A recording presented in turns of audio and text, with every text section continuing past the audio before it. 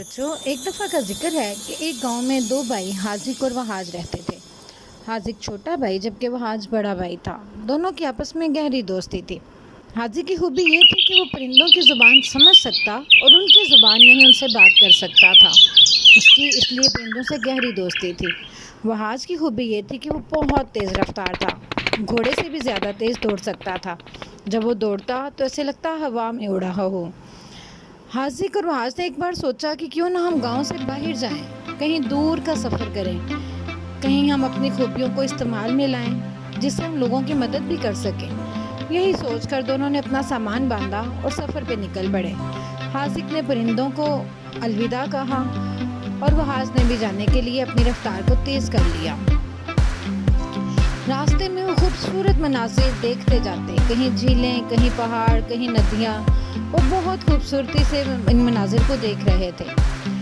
اچانک جب وہ جنگل سے گزرے تو پرندوں کی آواز کچھ غیر معمولی لگی۔ حاذق غور کر رہا تھا کہ یہ پرندے کیا کہہ رہے ہیں۔ وحاج نے اس سے پوچھا تو حاذق نے بتایا کہ یہ کہہ رہے ہیں کہ آگے خطرہ ہے، کوئی بہت بڑا سانپ آگے بیٹھا ہوا ہے۔ اور ایسا ہی ہوا، جب وہ آگے گئے تو ایک بہت بڑا سانپ تھا جو آنے والے مسافروں کو تنگ کرتا تھا۔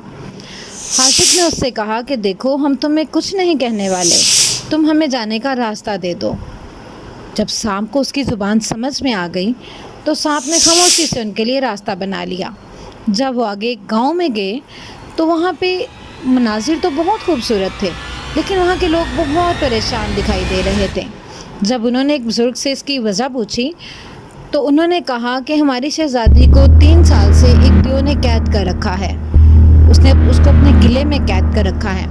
وہ ہر سال ہم سے بھاری رقم لیتا ہے اور اگر ہم اسے رقم نہ دیں تو شہزادی کو مار دے گا۔ یہی وجہ ہے کہ گاؤں کے تمام لوگ بہت پریشان ہیں، کیونکہ غربت تو پہلے ہی گاؤں میں بہت تھی اور ان کے لیے اس دیو کو بھاری رقم دینا بہت مشکل ہوتا تھا، جبکہ انہیں اپنی شہزادی سے بھی بہت محبت تھی۔ وہ چاہتے تھے کہ اس کی جان نہ جائے، تو انہوں نے ایک منصوبہ بنایا۔ وہاں سے اپنی تیز رفتاری سے قلعے سے پتہ لگایا کہ شہزادی کہاں پہ قید ہے، اور حاذق نے پرندوں سے کہا کہ وہ پتہ لگائیں کہ اس قلعے تک جانے کے خفیہ راستے کون سے ہیں۔ رات کے وقت وہ جا کے اس شہزادی کو وحاج تیز رفتاری کی وجہ سے چھڑا لایا، جبکہ دیو کے سوتے ہونے کی وجہ سے حاذق نے سانپوں کو حکم دیا کہ وہ فوراً اس کو باندھ دیں۔ دیو کو پتہ ہی نہ چلا کہ وہ اتنی مضبوطی سے بندھا ہوا تھا کہ جب اس کی آنکھ کھلی تو وہ ہل بھی نہیں پا رہا تھا۔ تمام سانپوں نے مضبوطی سے اس کو باندھ رکھا تھا۔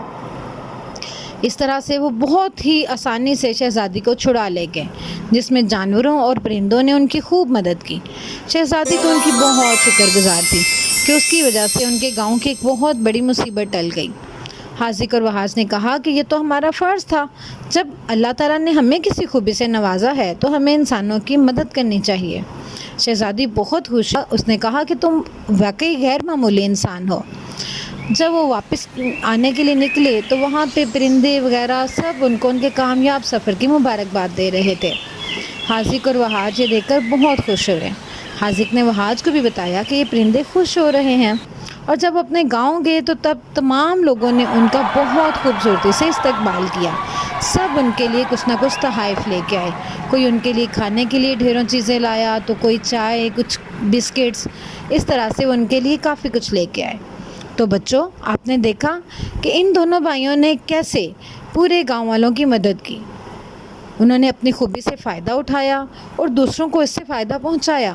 تو ہمیں بھی جہاں تک ہو سکے دوسروں کے کام آنا چاہیے، دوسروں کی مدد کرنی چاہیے۔